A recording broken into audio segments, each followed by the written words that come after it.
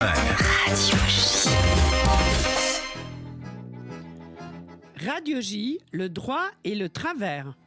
Nathanaël Meister, bonjour, merci d'être avec nous. Bonjour, chère Lise. Alors, le thème aujourd'hui, la naissance du sujet dans le droit romain et dans le droit hébraïque. C'est presque un programme pour un an. Donc aujourd'hui, on va commencer par l'origine de l'origine.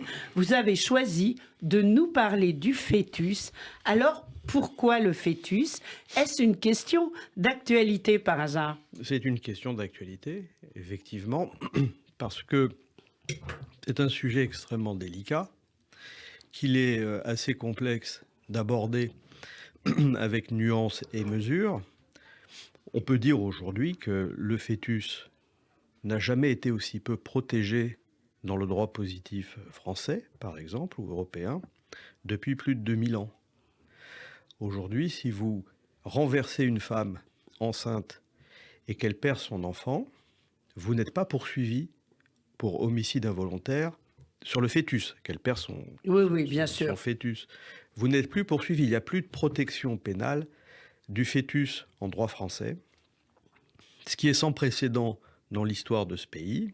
Et avant, il y avait ? Oui, évidemment est lié à un contexte où, dès que vous protégez le fœtus, vous semblez remettre en cause l'édifice qui a été bâti sur le droit à l'avortement. Et donc, on joue aujourd'hui droit du fœtus contre droit à l'avortement, le second étant beaucoup plus puissant et beaucoup plus prééminent dans les combats sociaux que la protection du fœtus, les fœtus n'ayant pas de syndicat pour les représenter ni aller manifester. Mais je pense qu'ils n'en ont jamais eu d'ailleurs. Alors par justement, rapport au droit hébraïque, racontez-nous.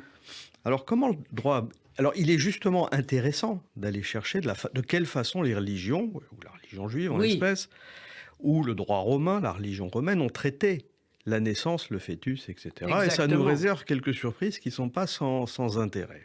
On aime les surprises. On aime les surprises. Dites-nous tout. Il y a quelques textes dans la tradition, donc dans la Torah ou dans la Halacha, il y a une dizaine de textes qui ont été abondamment commentés, abondamment travaillés, traités par toute la tradition rabbinique. Jusque très récemment, il y a beaucoup de littérature sur la question. Mais il y a des textes, disons, canoniques, et je vais en prendre un ou deux avec vous pour tenter de voir comment ça se met en place. Un des textes les plus fondamentaux est dans l'Exode, dans la Torah donc. Oui. C'est celui-ci. Si des hommes se disputent, donc on a deux hommes qui se disputent. Oui. Et on peut situer ça dans la rue, par exemple. D'accord. Si deux hommes se disputent et blessent une femme enceinte, donc on peut imaginer qu'il s'agit là d'une passante, qu'elle n'est pas concernée directement par la dispute, ou alors qu'elle est la femme d'un des deux, qu'elle est à ses côtés ou pas loin, et qu'elle en accouche. Alors qu'elle en accouche, ça signifie... Elle fait une fausse couche. Qu'elle perd l'enfant. Oui. Et dit le texte, mais sans qu'il ne s'ensuive d'accident. Ah. C'est-à-dire ? On va revenir sur cette phrase, qui est une phrase qui a fait couler beaucoup d'encre. Oui. Il, le coupable, sera puni d'une amende que réclamera le mari. Donc on voit là, s'il ne s'ensuit pas d'accident, le commentaire rabbinique tranche en disant s'il n'y a pas d'accident pour la femme, c'est-à-dire si elle n'est pas blessée elle-même. Bien sûr. Parce que si elle est blessée elle-même, la suite du texte est claire. S'il y a accident, c'est-à-dire si tu blesses la femme, tu lui donneras vie pour vie, œil pour œil, etc. C'est-à-dire que tu lui donneras une compensation pénale. Tu seras poursuivi pénalement. Tu devras payer une peine pour le tort que tu lui as fait. Alors que pour le fœtus, tu n'es pas puni pénalement, tu es puni d'une peine d'amende. Et on sait que dans le droit hébraïque, on ne peut pas être à la fois puni d'une peine d'amende et d'une peine criminelle. La peine la plus grave exclut la peine la moins grave. Donc on a tiré de cette lecture du texte le fait que le fœtus n'était pas néfèche, d'ailleurs c'est ce que dit Rachi, qu'il n'était pas protégé par une peine criminelle, mais simplement comme un dommage causé au mari de la femme. D'accord. Et il semble que cette position Donc ça, c'était dans le droit... Ça, c'est dans la Torah. Dans la Torah. C'est un passage de l'Exode. Oui. il semble que ce soit tout à fait en ligne avec un certain nombre d'autres textes de la tradition halachique. On a par exemple un texte très, très connu dans la Mishnah Ohalot qui dit que si une femme a des difficultés à accoucher, on sacrifie l'embryon pour sauver la vie de la mère. Bon. Par contre, si l'embryon a déjà sorti la tête, on ne le touche pas. On laisse faire les processus naturels de la vie. Et là encore... Donc, est-ce à dire que l'avortement... Non, attendez, n'allons pas trop vite, Lise, si vous permettez. D'accord. C'est-à-dire que là encore, en privilégiant la vie de la mère sur la vie du fœtus, on a permis à Rachi de dire, là encore, son commentaire sur ce passage, qui pourrait faire des commentaires très abondants, bien sûr, c'est que l'enfant qui n'est pas né, du moins lorsqu'il n'a pas sorti la tête, n'est pas néfèche. Il n'a pas de protection particulière. Oui. Tenons-nous-en à cette idée que dans cette suite de textes que l'on a, il ne semble pas que l'embryon dispose d'une protection particulière. Alors, nefesh, c'est l'âme, on le dit pour les auditeurs, et donc n'a pas d'âme. N'a pas d'âme. Voilà. C'est-à-dire que l'enfant, le fœtus, semble, dans cette perspective, être considéré comme une pure continuation de la personne de la mère. Il ne semble pas être individualisé. Il y a un ou deux autres textes qui semblent appuyer cette version. Par exemple, lorsqu'une femme est condamnée à mort, on nous explique qu'on ne retarde pas l'exécution.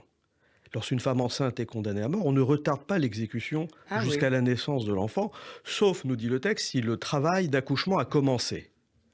D'accord ? Oui. Donc là encore, il est vécu, il est considéré comme une continuation de la personne de la mère, et il ne semble pas qu'il bénéficie d'une réelle protection juridique, en tout cas, dans le droit hébraïque. Et c'est ce qui rend très difficile pour les rabbins actuellement, même les plus orthodoxes, d'asseoir de façon définitive et claire, en se basant sur les textes, l'interdiction de l'avortement en droit juif. Ils ont du mal à aller trouver des arguments dans ces textes. Bien sûr. Mais si on revient un instant à ce texte de l'Exode, si des hommes se disputent et blessent une femme enceinte, on n'a pas un texte qui nous dit ce qui se passe si un homme se bat avec une femme. Ah oui. On ne sait pas, et que dans les coups qu'il lui donne, il l'a fait avorter. Que ce soit...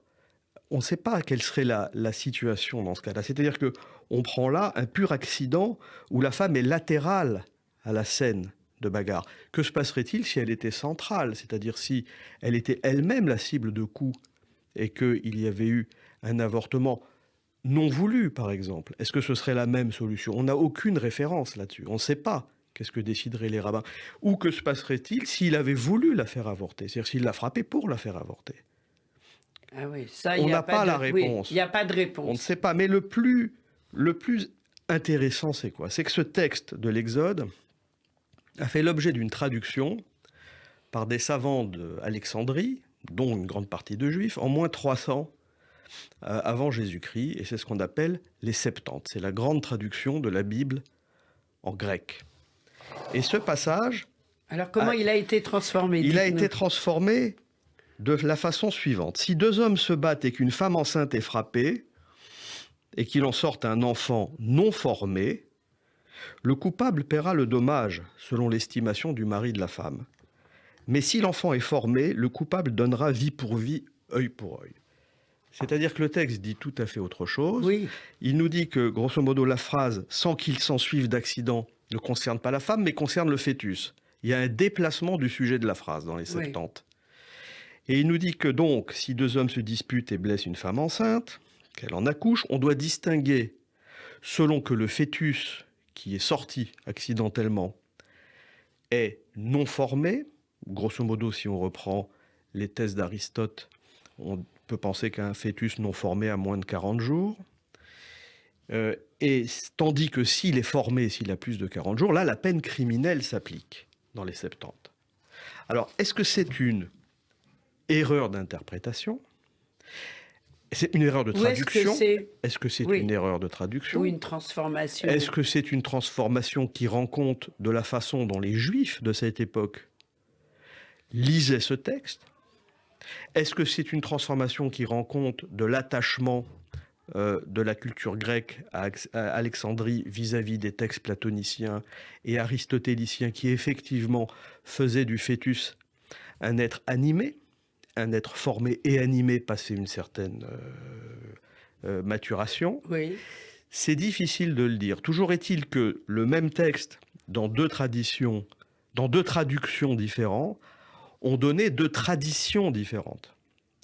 C'est-à-dire que tradutore et traditore, c'est pas seulement c'est pas seulement une trahison. Oui. C'est deux traditions. C'est une réinterprétation des textes. C'est une tradition complètement différente, oui. Parce que c'est sur ce texte des Septante que saint Augustin va se baser au IIIe siècle pour venir développer une thèse qui sera centrale dans le christianisme, qui est que le fœtus est doté d'une âme et qu'il est une vie séparée du corps de la mère.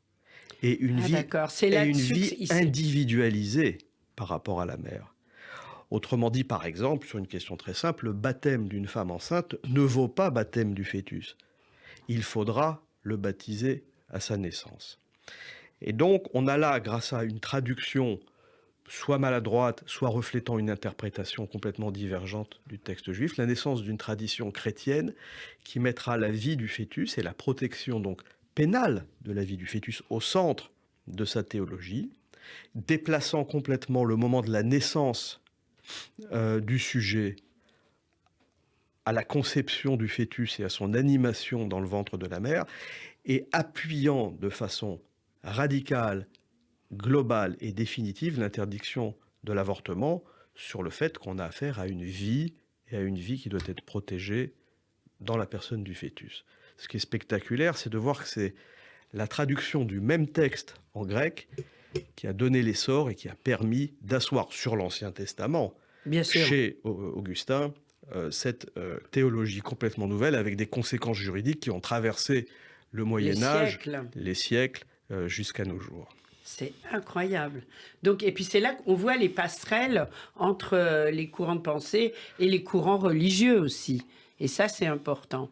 On voit comment on passe de l'un à l'autre. Assurément. Ceci dit, il faut tout de même, pour revenir un instant, si le statut du fœtus paraît plus précaire en droit juif, il n'en demeure pas moins qu'en tant que vivant, il est protégé.